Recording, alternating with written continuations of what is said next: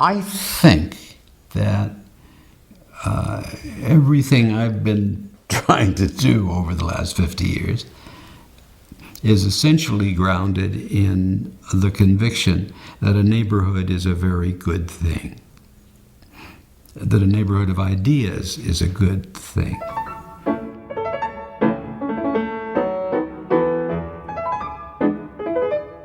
I was born and grew up in St. Paul, Minnesota. I went to school there. That's where my family comes from. That's my neighborhood. The places in which we lived were the containers of the experience of my family over an extended period of time. That's pretty luxurious. It's pretty wonderful. It doesn't imply, though, that you have to be very rich. It just means that you, if you're lucky, stay in the same place for more than 5 or 10 or 15 years. And that's a very, very glorious way to live. But it was a real community, a lot of relatives, a lot of people who had known each other several generations. The expectations of honorable behavior were strong, and the sense that there was a town to which we had loyalty was very strong.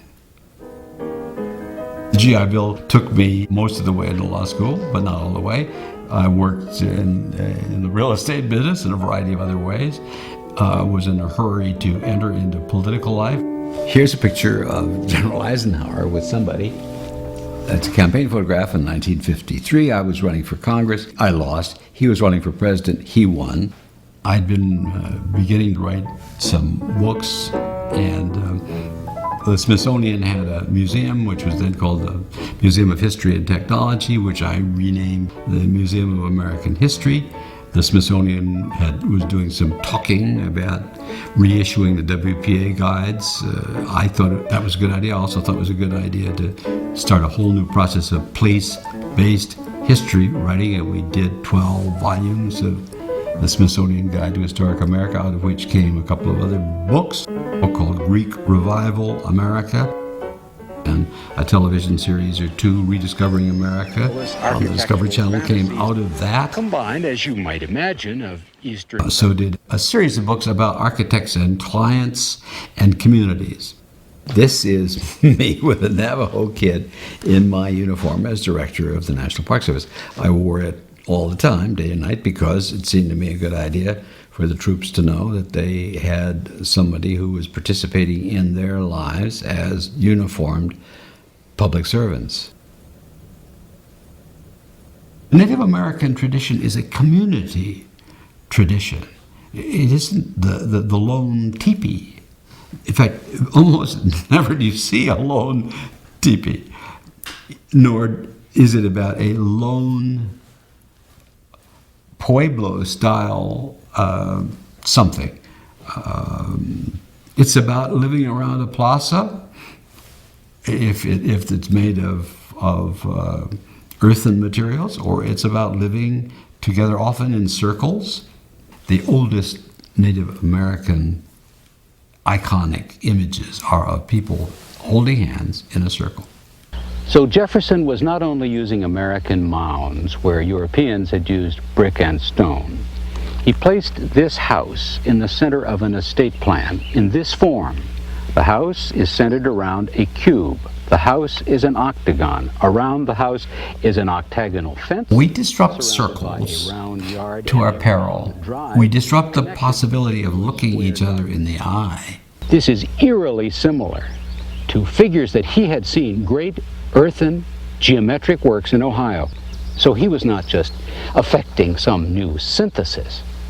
He was making a statement of affinity with those people, as he said, who had preceded us into this great country. Those books, particularly Greek Revival America, wasn't about style. It was about communities. It was about places. The places where the buildings were in groups.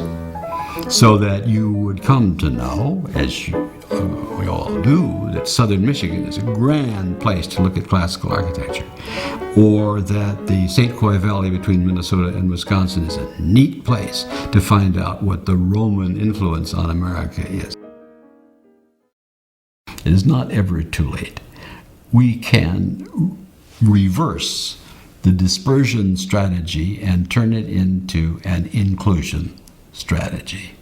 We can deliberately use the power of planning and subsidy to increase infill, to increase density, to produce decent mass transit. We're working at all of this, but we just need to be a little bit bolder. So we're on notice that we had better take responsibility for our communities. We're on notice that planning has to be bigger than the neighborhood. We have the capacity as human beings to take charge of our destiny. Not all of it. There'll be happenstance, there will be disaster, but we can anticipate better, take responsibility better, assess our circumstances better, and go ahead and act together. We pray, many of us, every day to live as harmoniously as we can with what Abraham Lincoln called our better angels. The pursuit of happiness in a group is getting together in ways with others in which we make it likelier that each of us can be most fully ourselves. It's an active endeavor to seek after ourselves while the better angels sing quietly in the background.